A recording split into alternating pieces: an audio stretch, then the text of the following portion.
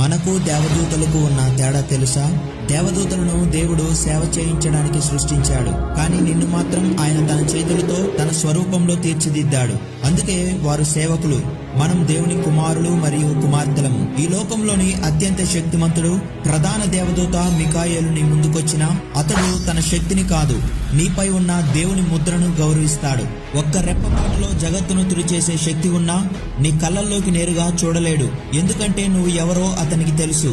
నువ్వు దేవుని రక్తంతో ముద్రించబడిన రాజాదిరాజు కుమారుడివి. ఇంత గొప్ప గౌరవాన్ని దేవుడు నీ మీద ఉంచినప్పుడు ఎందుకు నువ్వు చిన్న చిన్న తాత్కాలిక ఆనందాల కోసం నీ మహిమను అలాగే నీ శాశ్వత విలువను మార్చేస్తావు? నీ ఆత్మధర ఎంత పెద్దదో నీకు తెలుసా? ప్రలోభం తాత్కాలికం, కానీ నీ విలువ శాశ్వతం.